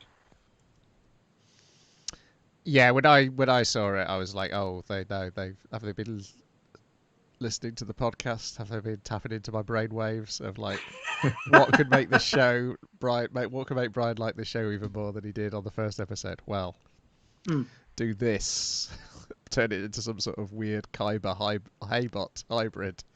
Yeah, Kyber. Sheesh, yeah, you're right. Shit. Well, whatever way you think about it, whatever way you come down on it, gotta say it's unlike anything else that's currently airing right now. Like, you can make comparisons. You could say it's like The Matrix, but reversing this. Yeah, but again, it's like it doesn't match up to anything perfectly, and that's really interesting that it's its own fucking thing. Like you could say fucking the Gibiate is kind of like, it's like that's like this, but it's conceived as also time travel. Whereas I feel like this is way more interesting. That's a fact. It's like a concise way to describe it. You know, like the actual ramifications are a lot much more than that. But it's. I feel like there's been stories like that, plenty of them, definitely in the wake of those films coming out, certainly. But here's taking like a similar scenario and it's doing something completely different with it, and in a way that's never looked like before. Like this kind of thing you imagine very, very cold, it's going to be like very gritty and full of like rusty metal, and it's going to be like dark clouds and you're jacking into the dark web. But no, it's all kind of plastic cartoon characters, bright blocks of color. But this is the form that, or apocalypse takes. I wonder if that's even like part of the thing with the kid where she's trying to blackmail your man. Was like, I took a Yes. photo. It's more like a selfie with herself and the grub pipe, and he's like, I'm fucking gonna tell the authorities, and he's like, I'm gonna fucking kill myself, so I don't care, kind of thing is probably what he's thinking. And then she kind of apologizes, like, no, I don't want them to mess up Pipe. We love Pipe. Where she's like, she's super happy and she really wants to get out there and fight these things, and it's like, you're living in the apocalypse, lady. What are you exactly planning? But she's not reacting the way, presumably, like a lot of the other people who fight for a living do. She doesn't have that same cynicism built in, and therefore maybe can change this interlocking system. Yeah. The character's called Sarkozy, the one I'm very much looking forward to. I thought it was that one. Yeah. One, I'm gonna have a look through all these guys and see the particularly sheer this magic. Crazy old man robot. He does, but he's got shading when none of the other robots do. So I'm wondering if if that's his character design is going to appear in the human world rather than in yeah, because he's just made of lots of different spirit bits. Yes. Yeah, because the robots do look like their world that they occupy is like they've got like that light colours. light isn't rendered in their CG, that kind of way. But obviously, it's animated. It looks lovely. Yeah, this is probably going to be my highlight of the week going forward. Anything that's like Hey Butter. Yeah. Yeah. For wild ideas as well. Yeah. And it's sure. like trying to put the pieces together. We're back to the cork board with the bits of red string all over it. That's what no! It is. I haven't wanted that in a long time. It's a rare occurrence, yeah. I like that it revealed everything straight away, though. Oh no! I think if they'd revealed it like later down the line, people would have the time to grow to like the characters and be upset. Like, there's definitely people who are going to be mad that what were they call? I seen calling people your man Kavaragi like a fucking like a tired daddy or something like that. I don't know. They're probably going to be upset. It's like, no, this is what he looks like. This fucking he's the character who looks spiky most brown like pill. Yeah, robot with depression. I mean, that's what people love that character. This is what you want. We gave it to you. I mean, like that's obviously for you, Brian. That's like, oh, that's the perfect character. But I mean, that's not. People are probably going to be a little upset. But yeah, it was smart to do in the second episode rather than wait any fucking longer for the big reveal. What's the deal with the robots? So it was like, actually pretty simple. Let us lay it all out for you. Puzzle box storytelling is dead. Just lay your hand out, and then just throw that grenade into the room, and then we'll pick up the pieces later. It's great. It's more interesting, like It is, but there is a thrill to dismantling something which makes no sense, like Haybot. But until the very last moment where it suddenly does all make sense. Yeah, like from episode 1, they threw straight into the raid and the monsters. Didn't explain how the anti-gravity works or what they're doing with those, like shooting those stakes into them. Just everyone say, no, just you get it. You get the gist of it. And you also pick it up from context when they stab that big one and start sucking in the blood from them. Nobody can be told what Deca-Dence is. They must see it for themselves. Yes. I think you're right, because Haybot is not a puzzle box story. Haybot's thing is, it is a gag show which happens to have, if you're paying attention, an underlying plot. But you could just watch it for a gag show and not be bothered by that at all. And say, this is the same way. This is not, because it's getting straight to the point, and it looks like we'll get straight to the point next week as well, when it seems to be probably going to explain why everyone thinks she's dead, because it looks like we're getting a flashback to immediately after they were attacked by the monster and her getting her cybernetic arm. Again, the trailer does not run as part of this show. It runs on YouTube for the following episode. So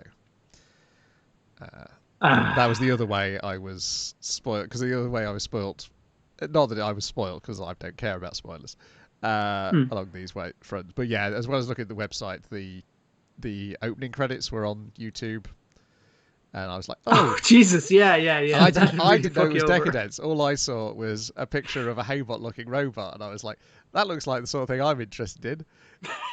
I already am. Ooh. Saves you time to the future. Yeah. I was like, also there's a Amazing World of Gumball reference in this episode as well. There's a couple of those now, actually. Like random background robots, or I spotted like a purple version of, is it Penny, the peanut girl with the moose horns? Yes. Okay. And I think I saw BMO from Adventure Time in there as well. Oh, B-Man Oh, there was makes definitely like a sense. Game Boy looking motherfucker. Yeah, I spotted that. That's pretty fun. It just like bodes well that they have inspirations from things besides other anime. They actually Yeah, watch yeah, other yeah, yeah. cartoons. Yeah, no, it's Dino Girl Galco is the thing which reminds me a lot of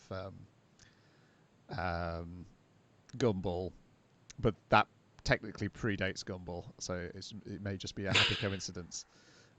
In all the ideas and the characters did, but yeah, I think I feel like going forward, Gumball will be a influence on people. Maybe in 10 years' time, we'll suddenly have Shonen Jump full of Gumball-based comics, as opposed to Sergeant Frog ones. It'd be nice to get back to like mixed media comics. Yeah. Yeah. It's like, I must say, I should do some Gumball because they're nothing if not prolific. So Yeah, poverty, yeah, like, sure. Yeah, because when I went to look up that character design, I noticed it's radically different now, and I was like, I guess I need to catch up on watching Gumball again. Then, Niall, tell us all about Healin Good Pretty Cure, episode 16, Friendship Vows Under the Eternal Tree. Yeah, well, there's a tree outside of town, and story goes, if you make a vow of friendship under the tree, it will last forever. And you're all excited, we're going to go over the hill. Hey, we're already best friends, what we need to go be doing this for? Well, sure, it'd be a bit of crack. It's good to get out in the field. Oh, no, what happened to the tree? And there's no old man there to tell him. It's like, oh, you kids are too late.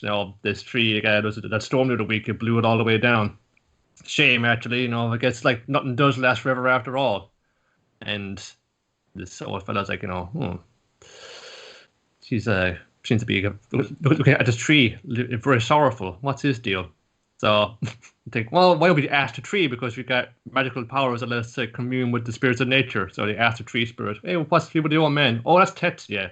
He came here with 2 other friends like a long time ago, and they made a vow of friendship about 50 years ago, if I recall. And but then I stopped seeing them afterwards, so I wonder what happened to them. And then it's like, oh no, maybe this friendship doesn't last forever. So they go off and try to investigate this. They know about the other 2 friends, Fumi and Hideo, and they go to the cafe and nearby supposedly every day. So they go and sit in the cafe, and the 2 of them show up. And it's like, oh, you're Mr. Fumi, Miss Fumi, and Mr. Hideo, yeah. We should talk about like you make a vow under the tree 50 years ago with your friend Tetsuya, is it? And it's like, yeah, about that. Things got a bit complicated, and then we kind of pan down to his hand and her hand. You see the wedding bands, and think, so that's what happened there. Something. But the girls are on sway up one saying, oh, it's a shame this came between them, but the friendship is still there. Just like they just need to remember, like the vow that they made, and now that still stands. And tree or no tree, that they should still be friends. This shouldn't come between them. So they engineer like this whole thing, appropriating some funds and results from the school, saying we're going to have like a local cultural festival to celebrate this local folklore about this tree. And it's like, okay, it's going to be a lot of hard work. You realize, oh yeah, that's fine. Set it up then, and this happened to invite Tetsuya and Fumi and Hideo. And if they bump into each other after all these years and rekindle their friendship, then wouldn't that be a happy coincidence? So no points for guessing that a monster comes along and obviously to turn the tree into a monster and then spots around. Is also a rapping tree, or is a rapping villain that does it, because Patate Moda, his thing this week is he wants to be a rapper, wants to be an MC. He's been annoying all of his colleagues in the evil lair with it, so they get to set them out to start raising some hell. But the managed to defeat the tree, and it's grand. But what are you supposed to do? Like, is it actually like any value making this? Nothing does last forever, but when you investigate a tree a lot more closely, you see, there's a sprout coming up from the split in it, because we got more damage in the fight, but there's new growth coming up out of there. So while this older friendship, which they do rekindle, say, hey man, I haven't seen you in a long time. Want to go like get a coffee like the old days and just catch up and see how talk about the old days? And saying, yeah, sure. So maybe things don't last forever, but they can like change form or take on different form. And while they're all best friends forever, they think, well, nonetheless, even though the tree is dying, we shall make our vow here. Precures, in the name of all you hold dear on this good earth, I bid you stand. Let this be our pledge going forward. So yeah, it's a nice little thing. Nothing lasts forever. There's a little bit of like this underlying hit and menace about it was having to confront mortality and things don't always like will not be for eternal. Everything will die someday, but something new will come out of it as well. While these old folks will probably die and their friendship will die with them, we will continue on this, but being three best friends ourselves. And for the eagle-eyed viewer, you may have seen a little cameo there, a little like Easter egg with a poster you see pinned to a wall advertising the new Ojamaru Doremi anime. I had thought they were actually the characters were making an appearance somehow, but I guess that will just be it. That's by all they're going to get. But still, it's nice little reminder. Hey, there's also a fun cartoon coming out soon. Those just nice little kind of nothing of great importance there. Just a nice little lesson, a nice little sentiment to it. It does still look pretty good. I think this is still like fairly early on now, relatively in a particular series, but I think this is like holding together visuals wise like a bit better than Star Twinkle did, even for the sort of in between the episodes where it's not really progressing a hell of a lot on. But I think the style of the visual is just like latching on to me a little bit more. I think I'm growing kind of fonder of it. Maybe like I wouldn't say much more fond than Saturday does yet, but it's getting hooked into me. And I like the ending song a lot better. That gets into my head very, very easily and stays there for some time. And it's got much easier dance moves you can kind of like pop along with when you're feeling in the mood that way. Yeah, pleasant stuff. I've gotten into the habit of actually watching it on a Sunday afternoon because I think your time and place and your frame of mind goes a long way towards your enjoyment of things. I think recently things kind of come out in the slots to come out in because this is like the perfect thing to put on at this time of day because this is the way people are feeling right now. Or could be looking to, I don't know, decompress after the end of like a hard week. Let's watch some Precure on a Sunday and it's all very nice and pleasant. Nothing bad happened to anybody. If anything bad does happen, well, they're just going to jump in and do a right or kick to the face and everything will be right again. So I think that's very important to keep in mind. Is there a new Gyukimaru? I thought Gyukimaru was still going. Ojo, what's it? Ojo Majo Doremi? Oh, Doremi. I thought you said Gyukimaru. Okay, I was confused. Oh yeah, you mean the new movie where the adult fans get to hang out with the characters or whatever the story is. Something like that, yeah. But a little poster there just reminded that that's still coming out at some point. Yeah, okay. I don't. Yeah, I was a little thrown off because I thought Gyukimaru is not Toei, and then I looked up and I was like, oh no, I guess they did some movies, but that was a while ago. But yeah, Gyukimaru is the thing that Akitaro Daiichi directs for NHK, and there's two rival versions, and it's all very complicated. There's the version which airs on NHK, and then there's the version which the government funds for educational videos. Which they brought the not as fun version. Yeah, which they brought back the original voice actress, the one who's has told her Me Too story about Akitaro Daiichi, and then ended it saying, "Well, but don't believe everybody's Me Too stories." I believe that was how her article finished. All right. Yeah, that's and then it's a whole complicated situation. With there, and I know why she does it for the government because she's a heavy right winger.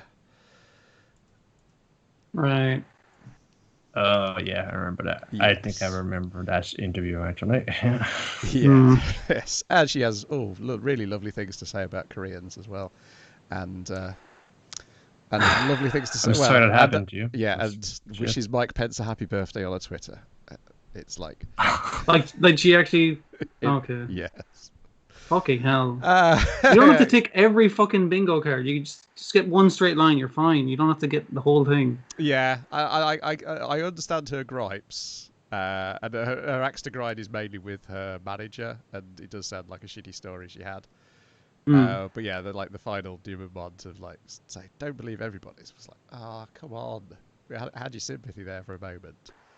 And her axe to grind is specifically with that Ajarumaru situation where she discovered that they were using her voice in merchandise and not paying her. Huh. But yeah, it's a very complicated situation, and and it didn't need to be brought up. It was an entirely different show you were talking about. Yeah, that does sound like this is a very private, particular view that's spilled out into the public, and now they expect public opinion to be the ultimate decider of this. So they're all coming out and airing their grievances. Yeah. Righty ho. Then we got One Piece, episode 933.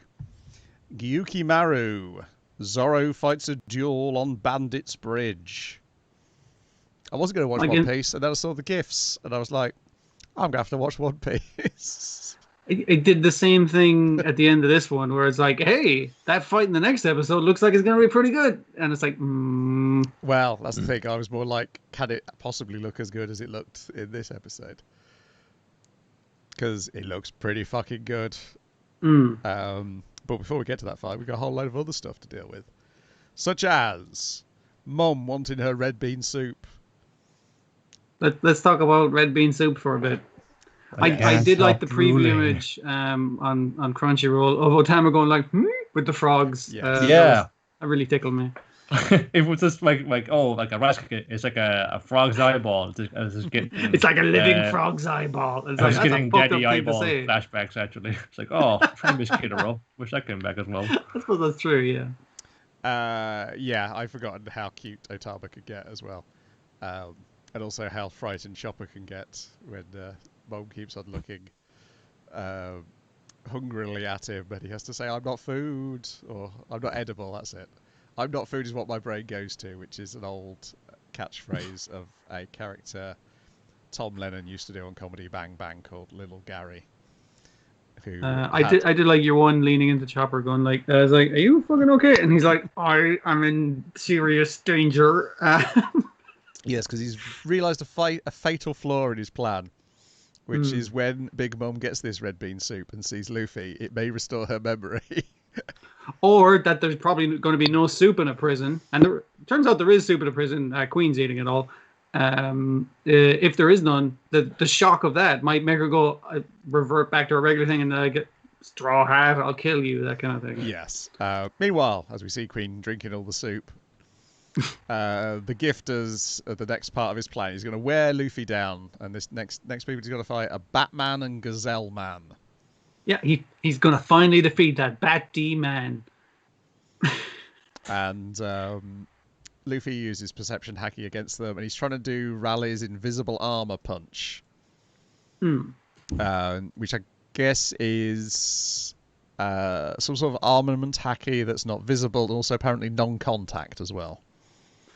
It's like, you just do it at the last second. Just to kind of snap it out.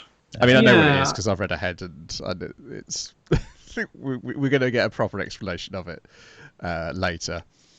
It's unfortunate that we had the old guy standing there was like, what are you trying to do, Straw Hat? And it's just he could say something now and at least move us slightly along with it, but Luffy's just like, no, I still haven't quite got the hang of it. But I mean, he still kicks the shit out of them, regardless. By him failing to do what he wants to do, he still beats the hell out of them. I wasn't supposed to connect with the punch, but I was hoping they'd fall before I punched them in the face. Were people still mad about that Batman being overpowered or made more powerful than he is in the comic? Because that was a weird thing for a while.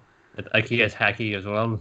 Yeah, but I mean, he has he's a bit of hacky, and it's like, yeah, that's more and more common, so it's okay. Yeah, it's fine. We're in the upper ranks now. There's a big pirate crews that like made a name for themselves, even the little guys. So which like frankly should be expected. But again, there's orders of like proficiency in that even where you can exactly. You can use one, you can use two, maybe you can use all three in different ways. Because he's obviously using the armament of the weapons with these arrows, and again, if it works in the episode, because later we do see Zoro thinking about it, it's like, oh, that's what a black blade is. All right. Yeah, I feel like maybe it's a thing that Oda may have wanted to do and didn't have time to do, just because. Sure. You've got to like, it's the level of, because we haven't properly been explained yet. There's all the other layers, which we'll get explained shortly, but we do know what those other layers are.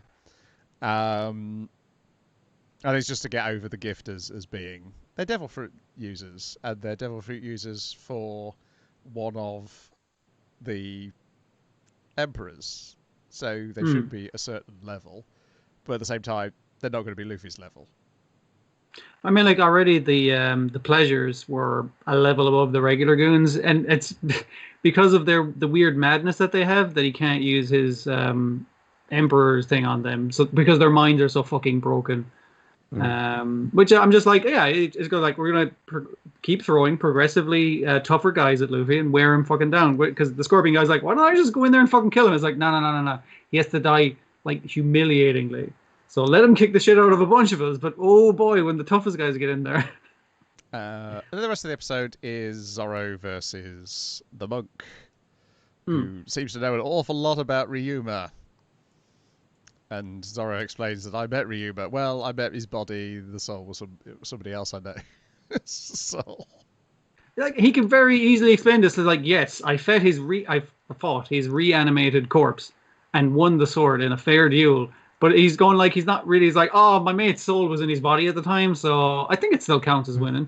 You know, he's being very obtuse. The man's like, the fuck are you even talking about? And he keeps trying to get Zoro when he's slightly distracted, which is still funny to me. It's a real dick move. We get the start of a Black Blade explanation, but not the full one.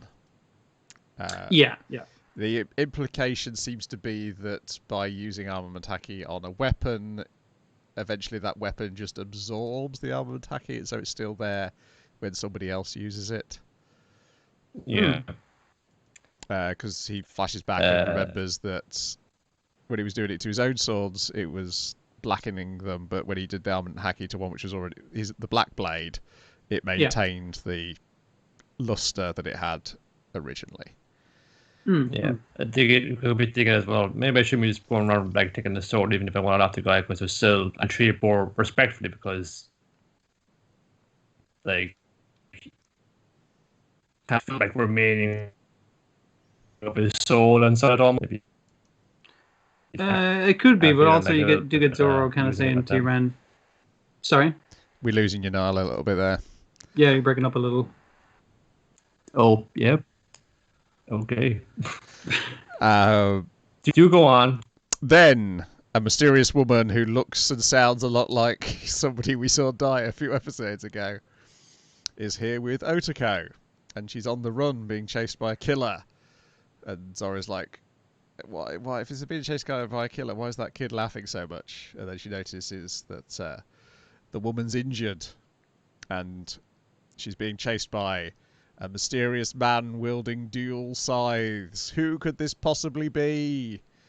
Given that we have a character unaccounted for on this island who uses dual scythes. No, it's a different guy. Completely different guy. Yes, this is Hitokiri Kamazo. Yes, it can't possibly be anybody else. And we get swords versus scythes in the snow, and it is a very good sequence.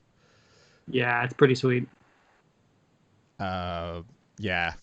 Maybe the best bit of fighting I've seen in a long time, because it's just the way they deform with the flow of their attacks. It's like the entire body is flowing into it. It's so good to see. There's even a bit like where Zoro kind of is like looking down and just kind of breathing, and you can tell it's animated by someone who doesn't mind going a little bit off model to make that look fucking cooler. Yeah. Oh yeah. Yeah. Well, you kind of feel them like warming up with the exchange with Gyukimaru on the bridge. Like, oh, there's a few cool little like attacks in here, but no, this is the real meat of it here. And then the robe comes off, and Kamazi is like, now you're taking me seriously. Next episode. And then we hope that next episode is going to look as good as this episode did. Yeah. I will say one thing. Hope so. One thing about the animation version of these scenes is that it's much clearer that something is wrong with both Kamazu and Otoko. It does come across better in the anime than the comic. Just hearing the laughs. They're like, obviously it's an actor doing it, but it's not an actor doing it naturally. It's an actor forcing it. Yeah, and that works really well. In how the laughs are. So you think, I mean, obviously we know because we've read the comic that there is something connected to how they're behaving, but it's much clearer because I don't think that came across. Yeah, it's the difference between someone going like and going like ha ha ha ha. It's like that's not right. You shouldn't actually make that noise. Yeah. Particularly the combination of Otoku's laughing and looking absolutely terrified with a giant smile on her face. It's like, please help me.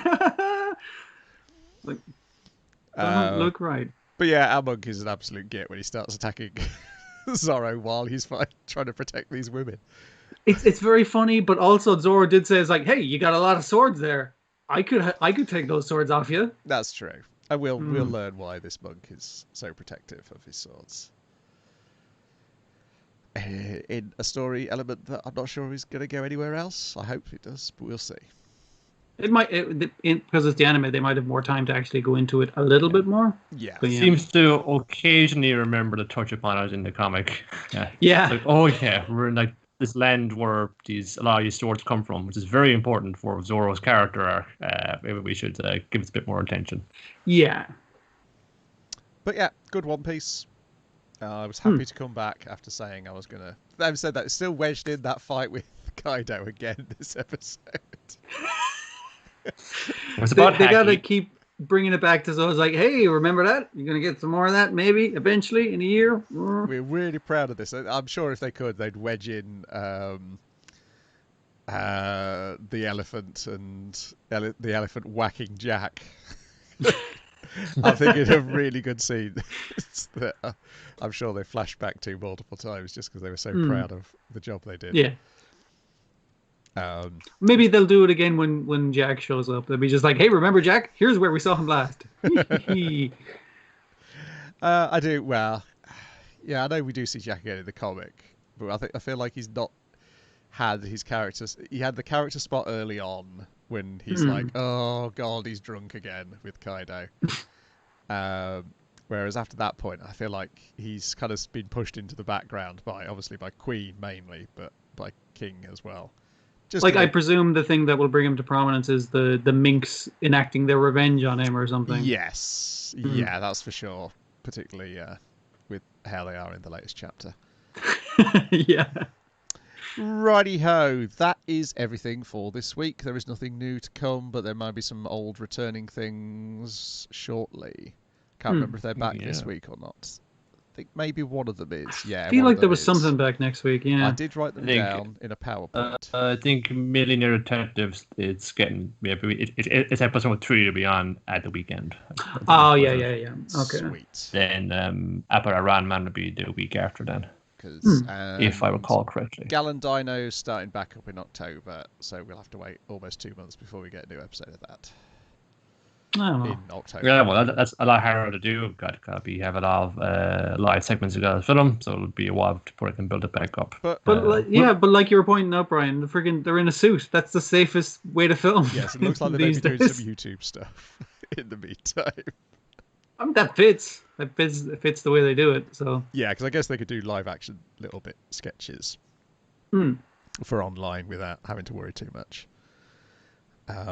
Which is be good because I do love that dinosaur. It's rekindled between this and the One Piece manga of late. It's rekindled my youthful love of dinosaurs.